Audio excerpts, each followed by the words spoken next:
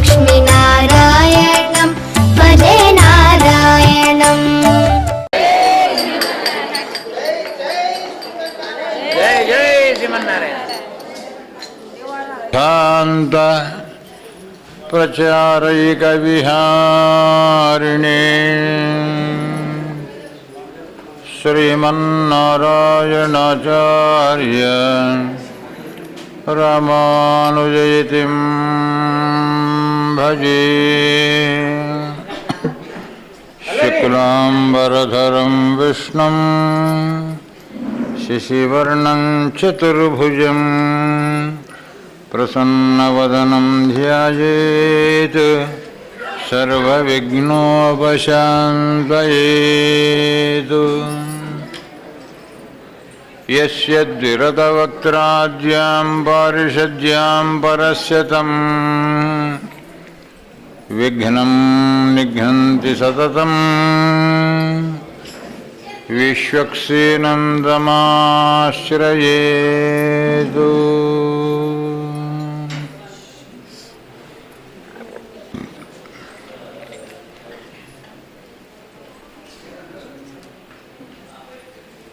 జ్ఞానానందమయం దేవం నిర్మలస్ఫటికాకృతిం ఆధారం సర్వవిద్యానాం హయగ్రీవముపాస్మహే.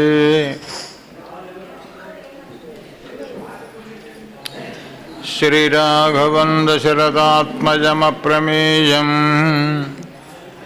సీతాపతిం రఘుకులాన్వయరత్నదీపం ఆజానుబాహుమరవిందదళాయతాక్షం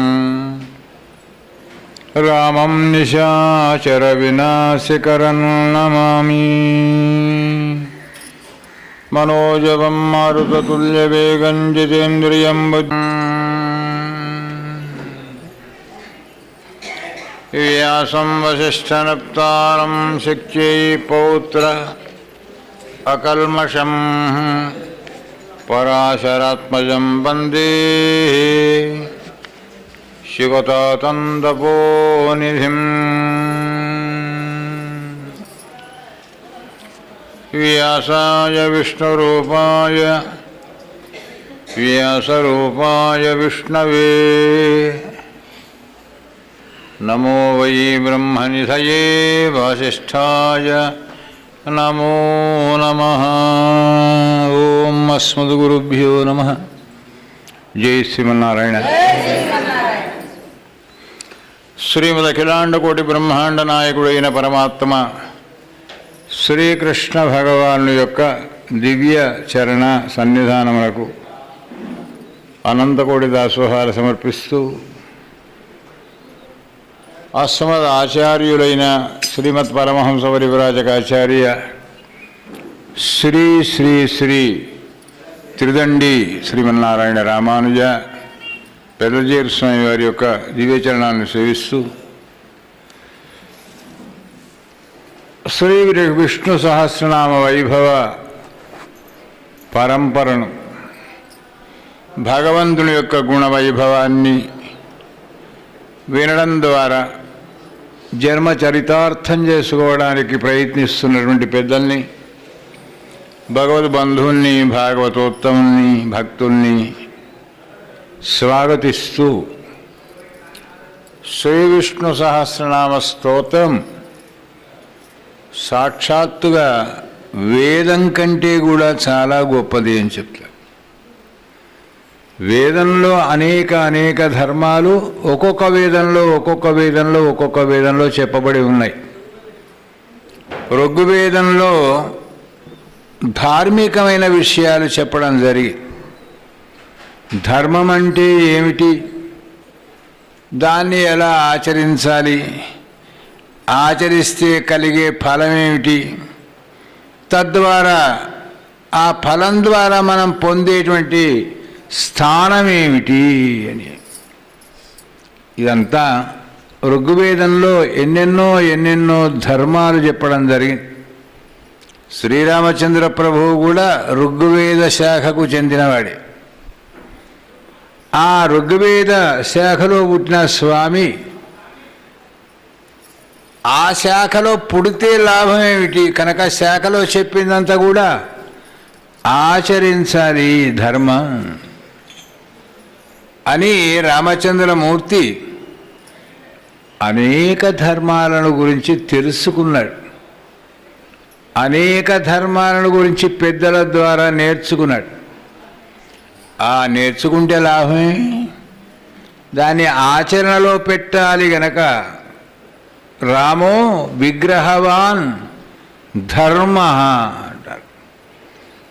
తాను ఆచరించి ధర్మంగా ఉండేవాడికి ఏముంటాయంటే కష్టాలే ఉంటాయండి. కష్టాలు ఉంటాయంటే మరి కష్టాలు వస్తాయని ధర్మాన్ని వదులుకుంటామా? కానీ ఆయనకి ఎన్ని కష్టాలు వచ్చినా అధిక సుఖంబులు నెల్ల నధిక బాధల కొరకే పెరుగుట విరుగుట కొరకే తగదగ్గుట హెచ్చు కొరకే నధిక సుఖంబులు నెల్ల నధిక బాధల కొరకే. దశరథ మహారాజు గారు చాలా గారాభంగా పెంచాడు రామచంద్రమూర్తి. చాలా గారమ్మంగా అంటే దశరథుడు నవఖండ పృథివీకి చక్రవర్తి. మరి చక్రవర్తి కొడుకును ఎట్లా పెంచాలి? రామచంద్రమూర్తికి చిన్నప్పుడు నడుస్తుంటే అడుగు అడుగుకు ఒక్కొక్క పట్టుగూడ వేసేవాడు. మా రాముని కాళ్ళు మండుతాయి. మరి దశరథుడు ఉన్నటువంటి ఇల్లు ఏమన్నా ఇట్లాంటి రాళ్ళు? అది చంద్రకాంత శిలల చేత చెక్కబడ్డ గృహం. అది దాని మీద నడుస్తుంటే చంద్రకాంతిలో నడిచినంత ఆనందంగా ఉంటుందట, నున్నగా ఉంటుంది, చక్కగా ఉంటుంది. మరి అటువంటి దాని మీద రాముడు నడుస్తుంటే ఇంకా కూడా ఇంకేమైనా చిన్న చిన్న చిన్న చిన్న చిన్న చిన్న మంట లాంటిదైనా మండుతుందేమో రాముడి అరికాళ్ళ కొని ప్యూర్ పట్టుగుడ్డలు తీసుకొచ్చి ఈ గుడ్డ మీద నడిచిండు అంటే మళ్ళీ ఆ గుడ్డ తెల్లారి వాడడం లేదండి, మళ్ళీ కొత్త గుడ్డ. ఆ రాముడి యొక్క నడక సౌందర్యాన్ని చూసి ఆనందపడేవాట దశరథుడు. రామా ఏదో ఒకసారి అట్నాడు నడిచేవాడు. ఎట్లా నడిచేవాడండి? సింహంలాగా నడిచేవాడు. నడక సౌందర్యం కూడా చాలా గొప్పది. పోతుంటే అందంగా ఉన్నాడు ఈ రాముడు. ఏ రామా ఒకసారి రా అనగానే మళ్ళీ ఇటు వచ్చి, వస్తుంటే వచ్చేటప్పుడు మరో రకమైన అందం అండి, వెళ్ళేటప్పుడు ఇంకో రకమైన అందం అండి. ఏ ఇలా తిరుగు, ఆ తిరిగేటప్పుడు ఇంకొక రకమైన అందం అంట. ఒకటే రకమైన అందం అంటే కాదు, రోజు నడిపిస్తుంటే రోజు కొత్త కొత్త అందాలే చూచేవాడట దశరథుడు రామునిలో. ఓనాడు వశిష్ఠుడు అడిగాట, దశరథ ఈ పట్టుగుడ్డల మీద నడిపిస్తున్నావు ఏమిటయ్యా ఆయనను? ఈయన చెప్పులు లేకుండా తిరిగే కాలం వస్తే అన్నట అమంగళము ప్రతిహతమవుగాక. ఎప్పుడు కూడా అట్లాంటి మాటలు పెద్దలు మాట్లాడకూడదు. చెప్పులు లేకుండా మా రాముడు ఎందుకు నడుస్తాడు? అయితే కావద్దు. ఏమైంది? పాకోళ్ళు భరతుడు తీసుకువెళ్ళాడు పాదుకలు. చెప్పులు లేకుండా నడవాల్సిన అవకాశం ఎక్కడ వచ్చిందట అంటే ఇంట్లో కాదు, ఊళ్ళో కాదు, వనవాసం అడవి లోపల. ఎక్కడ ముళ్ళున్నాయో, ఎక్కడ రాళ్ళున్నాయో, ఎక్కడ రప్పలున్నాయో, ఎక్కడ క్రిములున్నాయో, కీటకాలున్నాయో, పాములున్నాయో, తేళ్లున్నాయో, రాత్రి పగల లైటా వెలుతురా ఏమీ లేదు. ఉంటే చంద్రకాంతి, ఉదయం సూర్యకాంతి తప్ప వేరే కాంతులే లేవే. హంసతూలిక తలపం మీద పడుకోబెట్టిన శ్రీ రామచంద్రుడు ఎప్పుడైనా ఇటు మలిగితే అనేవాడట. అంటే ఏమైందిరా, ఏదైనా మల్లెపూ ఉతకపోతుందా ఈ రాముడికి? మళ్ళీ ఒకసారి చెక్ చేయండి చెయ్యంతా. అవునండి, ఒక జాజి పువ్వు పడ్డది అక్కడ. ఆ జాజి పువ్వు ఈ రాముని యొక్క భుజానికి ఉతకపోతుంది. ఇంత కఠినమైన జాజి పూలు పెడతారా చెయ్య మీద? కోప్పడ్డాడు ఎవరు? దశరథుడు. ఎక్కడ పడుకున్నాటైనే? కఠినమైన శిలల మీద పడుకోవలసిన పరిస్థితి ఏర్పడింది. శ్రీరామచంద్రమూర్తికి మరి వంట చేసేవాళ్ళు ఎంత జాగ్రత్తగా చేసేవాళ్ళండి. వంట చేసిన తర్వాత ఏం చేయాలి, పదార్థాలు బాగా కమ్మదనంగా వాసన వస్తున్నాయా లేవా అని వాడు అక్కడి నుంచి ఒకడు పరీక్ష చేసేవాడు. దగ్గర దాకా వచ్చిన తర్వాత మంచి మంచి రుచి కలుగుతుందా లేదా అని ఇంకోడు పరిశీలన చేసేవాడు. ఆ తర్వాత దశరథ మహారాజు గారు కౌసల్యమ్మ దేవుణ్ణి నైవేద్యం పెట్టిన ప్రసాదం కాస్త పక్కకు పెట్టేసుకొని మొదలు వీళ్ళు రుచి చూసేవాళ్ళు. ఎందుకంటే మరి అందులో ఏమైనా అపచారం జరిగిందేమో రాముడికి. ఇది ఎక్కడ జరుగుతుందని అంటే మన దేవాలయాలలో ఇవి చూపిస్తారు. మొట్టమొదలుగా భగవద్ రామానుజుల వారు ప్రవేశపెట్టారు ఈ యొక్క పరంపర. ఆలయంలో ఏం చేస్తారు, మొట్టమొదలుగా తీర్థం ఎవరికి ఇస్తారు, ఆ ఆలయ స్థానాచార్యు పెద్దవారు ఎవరైనా ఉంటే మొదటి తీర్థం ఇస్తారు. ముందు తీర్థం అంటారు దాన్ని. ప్రసాదాన్ని కూడా వాళ్ళకే మొదలు పెడతారు. ఇది ఎందుకు ప్రవేశపెట్టాడు భగవద్ రామానుజుల వారు అంటే, రామానుజుల వారికి కూడా తీర్థంలో ప్రసాదంలో విషం కలిపారటండి ఆ కాలం. అందుకోసం మరి ఏం చేయాలి, ఏమైనా ఉంటే ఒక్కడితోనే వెళ్ళిపోతుంది, రెండో వాడి దాకా రాదు. అది సామూహికంగా పెట్టిన తీర్థంలో మరిది స్లో పాయిజన్ అది వెంటనే చంపేదో తెలియదు కదా. స్లో పాయిజన్ అయితే అందరికి పెట్టిన తర్వాత ఒకరికి ఏమైనా అపాయం అయితే కష్టమని దాన్ని ఒక ఆచారంగా పెట్టారు స్వామి రామానుజుల వారు. ముందుగా స్థానాచారికి అక్కడ ఉంటే జీర స్వామి వారికి ప్రతి దివ్య దేశంలో జీర్ణ పెడతారు వారికి. ఆ తర్వాత ప్రసాదం అయిపోయింది, తినడం జరిగింది, ఏమన్నా అయిందా, ఏం కాలేదు, అందరికీ పెట్టి. ఇదేమో అనుమానం చేత భయం చేత చేసేటువంటి ఒక పని అయిపోయింది ఆ కాలంలో. రామచంద్రుని కాలంలో ఏమిటంటే రాముని మీద ఉండే ప్రేమ. బియ్యం చెరిగే వాళ్ళతోని దశరథుడు చెప్పేవాట, ఎన్నిసార్లు చెరిగావు అయ్యా, 5 సార్లు, రేపటి నుంచి 6 సార్లు జరుగు. ఎక్కడైనా బియ్యపు గింజలో 100వ వంతు రవ్వుతూ వస్తే పొరపాటునది రాముడి యొక్క దంతానికి తట్టుకుంటే ఆయన తట్టుకుంటాడేమో కానీ అది చూసి నేను తట్టుకోలేను. అందుకోసం పిండిన పాలను పరిశీలన చేసేవాళ్ళు, వండిన వంటను పరిశీలన చేసేవాళ్ళు, కట్టుకునే వస్త్రాలను పరిశీలన ఏ డిపార్ట్మెంట్కి ఆ డిపార్ట్మెంటేనండి. రాముడికి రంగు మాత్రమే నచ్చాలి, మిగతా అన్నీ కూడా సెలక్షన్ చేసేది ఎవరు, దశరథుడు. 3 తల్లులు ఉన్నారు కానీ ఒక్కళ్లకు మేము చేస్తామయ్యాక చిన్నపిల్లవాడికి నువ్వు సేవ చేయడం ఏమిటి, మేము ఉన్నాం కదా ఇంట్లో తల్లులం అంటే మీకేం తెలియదు, నేనే చెయ్యాలి. చేశాడు. అందుకోసమే ఎక్కడికి వెళ్ళాడు రాముడు వనవాసానికి.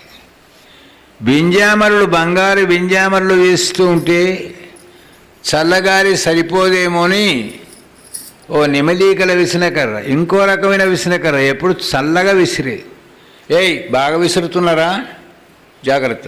అయ్యో అంత చిన్నగా విసురుతున్నారా, జాగ్రత్త. ఈ జాగ్రత్తలని చెప్పుకుంటూ రాముడితోనే ఉన్నాడు దశరథుడు. రాజ్యపాలన లేదు, సింహాసనం మీద పోయి కూర్చోవడం లేదు. పోవయ్యా అక్కడికి, ఎందుకు అక్కడ పోయి చేసేది చూసి వచ్చేవాట, ఇది బాగుందా లేదా నేరా. అందుకే అతి జాగ్రత్త అంటారండి. అతి జాగ్రత్త పనికిరాదు జీవితంలో, అజాగ్రత్త కూడా పనికిరాదు. మరి ఏమైపోయినాయి, వింజామరులు వేయవలసినటువంటి రాముడికి చెట్లే వింజామరులు వేసాయట అడవిలో. అంశతూలికా తలపం బదులు కఠినమైన శిలల మీద పడుకోవలసి వచ్చింది రాముడికి. స్నానం చేయిస్తేనండి పన్నీరు పోసి స్నానం చేయించేది రాముడికి. ఎంత వేడిందో దశరథుడు పరీక్ష చేయాలి నీళ్ళను. అతి వేడైతే మరి చల్లగా ఉంటే పనికిరాదు, సమానంగా ఉండాలి. ఉన్నాయా లేవా తాను చేయబెట్టి చూసి కొంచెం భుజం మీద చల్లుకునేది. ఇక్కడ వేడి ఎక్కువ అవుతుందా, ఇక్కడ వేడి ఎక్కువ అవుతుందా, ఇక్కడ వేడి ఎక్కువ అన్ని తీరులో కొంచెం పోసుగా, రామా ఇక స్నానం చెయ్యి. ఎన్నిట్లలో జాగ్రత్తనండి. మరి అంత జాగ్రత్తగా ఉన్నటువంటి రాముడికి ఏం జరిగింది అంటే, అతి సుఖాలు కూడా మన పెద్దలందరూ బాగా నాయనా సుఖపడుతున్నావు, కానీ కష్టం వస్తే తట్టుకోలేవు సుమా. కష్టాలు కానీ సుఖాలు కానీ మేము రేపటి ఆదివారం నుంచి కష్ట సుఖాలు వస్తున్నాయని చెప్తాయా? తెలియదు. కనుక రామచంద్రమూర్తి లంకానగరానికి వెళ్ళిన తర్వాత అలసిపోయిండేమో అనుకొని లక్ష్మణస్వామి, అన్నయ్య ఇంత దూరం వారధి మీద నడిచి వచ్చావు, నాకు నిద్ర వస్తుంది అన్నాడు. ఎవరండి? లక్ష్మణస్వామి. పడుకో అన్నాడు. నువ్వు నా పైన పడుకుంది నాకు నిద్ర పట్టదు. మరి ఎందుకోసం వెళ్ళినాడు అంటే సేవ కోసం వెళ్ళినవాడు.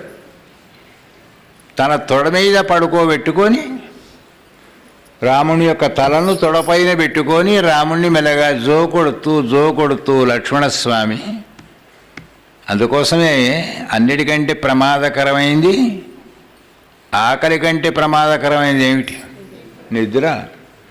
అందుకోసం వచ్చేటప్పుడే బాగా ఆలోచించును. నిద్రతోనే ప్రమాదం అవుతుంది కనుక తన భార్య ఊరిమిళాదేవికి, నేను 14 సంవత్సరాలు వనవాసం చేస్తాను, 14 ఏళ్ల నా నిద్ర నువ్వు పో.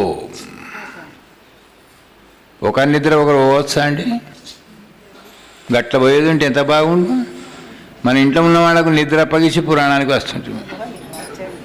కానీ ఆయనకు సాధ్యమైంది. లక్ష్మణస్వామి ఊరిమిళాదేవి నిద్ర అంటారు.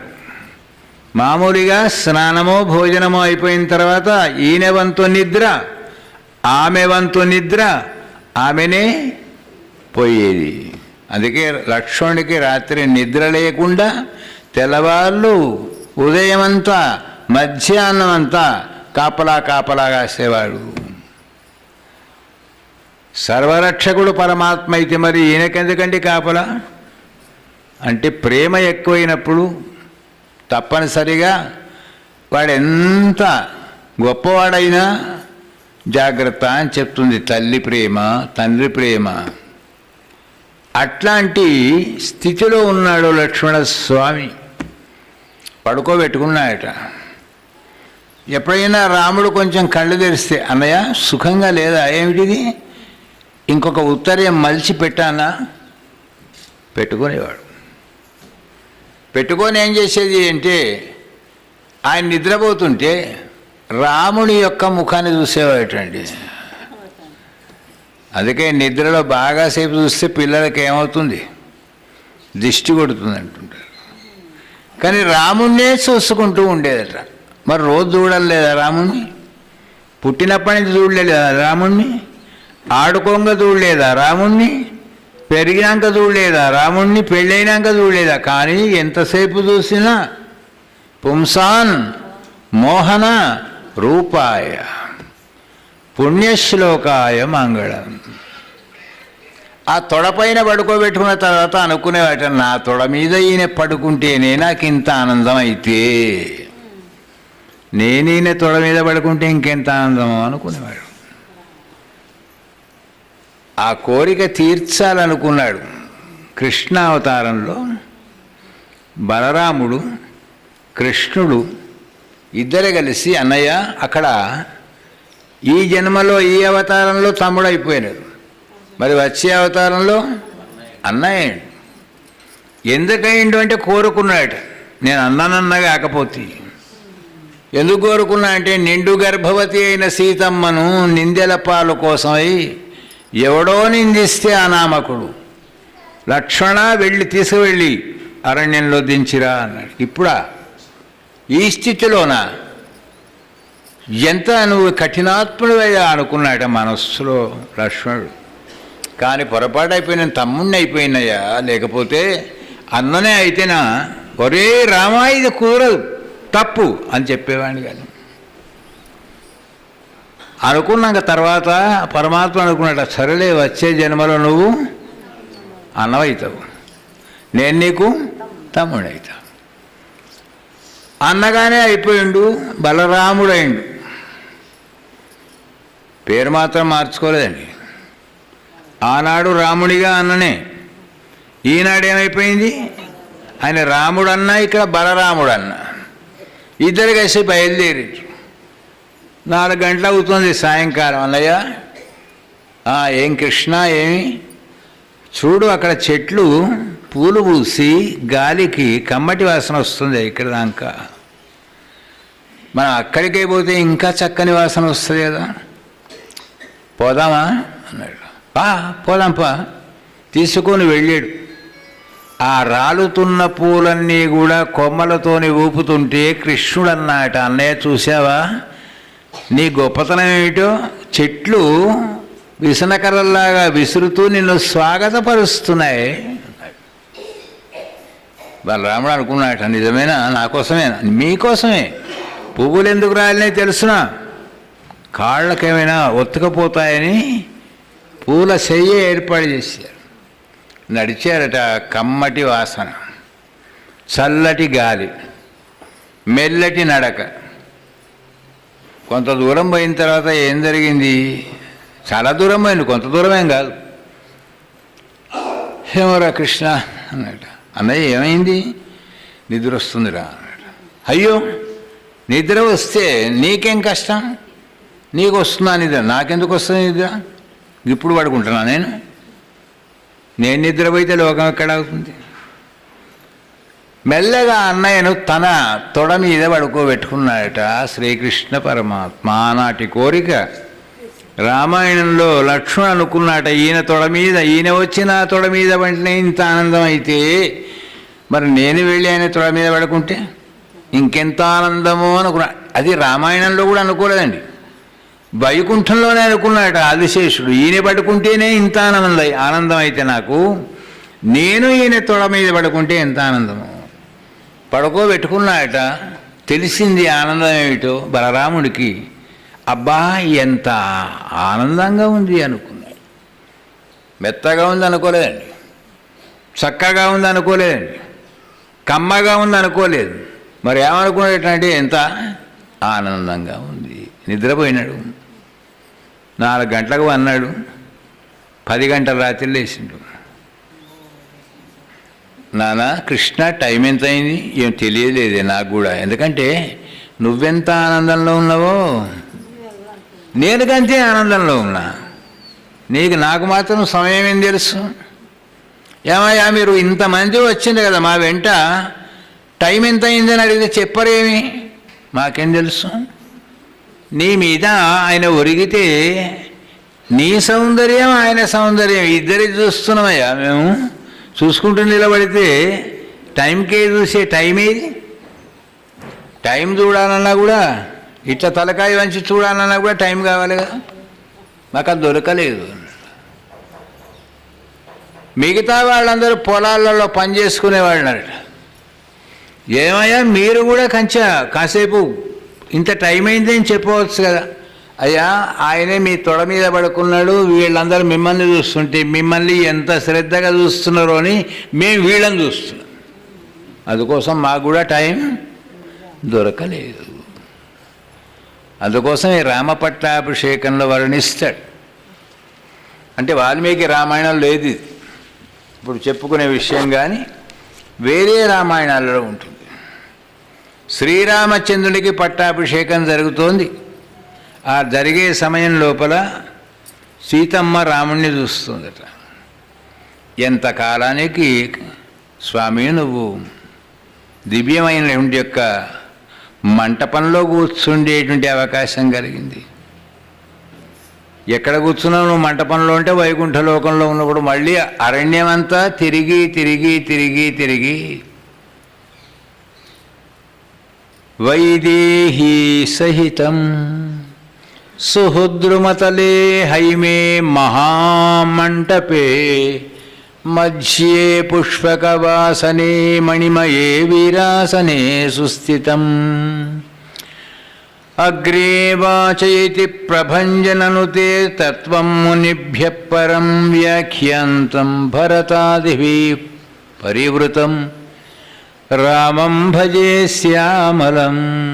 14 సంవత్సరాలు జడలకు నెత్తికి మర్రిపాలు పెట్టుకొని, మర్రిపాలు ఎందుకు పెట్టుకుంటారంటే జడలు కట్టాలి, మరి అక్కడ దువ్వెలు దొరకవు కదా అడవిలో, అందుకే వెంటికలకు మర్రిపాలు పెడితే ఏమవుతుందంటే జడలు కడతాయి. అయ్యా మరి కఠినమైన జడలు కట్టిన తర్వాత మళ్ళీ జడలు ఊసిపోవాలంటే, మళ్ళీ మంచిగా కావాలంటే మళ్ళీ మర్రిపాలే, అంతే, ఒకటే మందు. జటాధారివై ఉన్నటువంటి ఒక స్వామి ఇవాళ నువ్వు మళ్ళా మణిమయ కిరీటాన్ని పెట్టుకొని ఉన్నావని సీతాదేవి అలంకారభూతుడైనటువంటి శ్రీరామచంద్రుని చూస్తుంటే లక్ష్మణస్వామికి ఏమైపోయిందట అంటే, అప్పుడు భార్యకి ఇచ్చాడు కదా నిద్ర, పాప ఆమె కూడా చూడాలి కదా రాముణ్ణి అని అంతఃపురాలలో ఉండి, ఆ దివాణంలో ఉండి, అక్కడ ఉండి ఒక బాలకంలోంచి వాళ్ళు చూస్తున్నారు మిగతా వాళ్ళంతా. లక్ష్మణుని భార్య ఊర్మిళ, మాండవి, శృతకీర్తి, వీళ్ళంతా.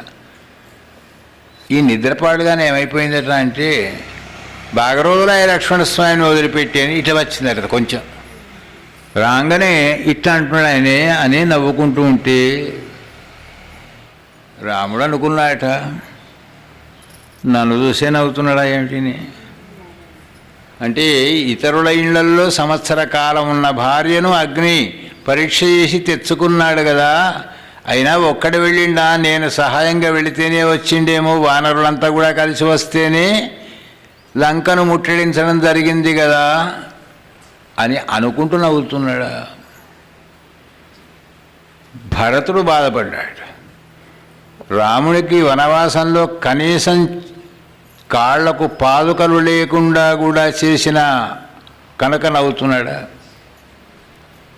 అన్నగారి ప్రాణ రహస్యాన్ని చెప్పినందుకు నవ్వుతున్నాడా అని విభీషణుడు.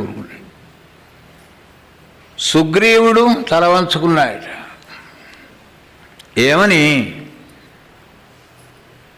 అన్నం చంపిస్తావా చెట్టు చాటు నుంచి అన్నట్టుగా. అందరూ తల వంచుకుంటే రామచంద్రుడు అడిగినాయట, లక్ష్మణ అకాలంగా నవ్వకూడదు కదా ఎవడైనా, ఏడవడం కానీ నవ్వడానికి కానీ సకారణం ఏదైనా ఉండాలి, అకారణంగా నవ్వకూడదు కదా. మరి నువ్వు నవ్విన దానికి నలుగురికి 4 రకాలుగా ఆలోచనలు వస్తున్నాయి, ఏమిటి అని అడిగితే, అన్నయ్య కష్టకాలంలో నిద్ర లేకుండా నీ వెంట ఉండి సేవ చేసిన భాగ్యానికి సుఖంగా నువ్వు పట్టాభిషేకం చేసుకుంటూ ఉంటే కళ్ళారా చూద్దామంటే ఇప్పుడు వస్తుంది ఏంటి దిక్కువాసిన నిద్ర, అందుకోసం నాకు నవ్వు వచ్చిందనట.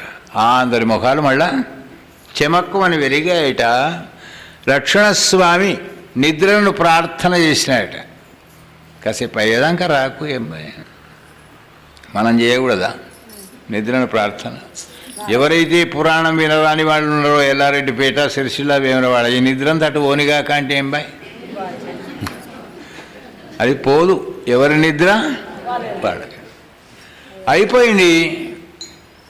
ఆనందపడుతున్నాట లక్ష్మణుడు. రాముణ్ణి చూసి ఆనందపడుతోంది సీత. సీతారాములిద్దరిని చూసి ఆనందపడుతున్నాడు లక్ష్మణుడు. మా వదిన గారి కష్టాలు ఎన్నాళ్ళకు పోయినాయి. ఆ ఆనందంలో చూస్తుంటే భరతుడు చూస్తున్నాడు.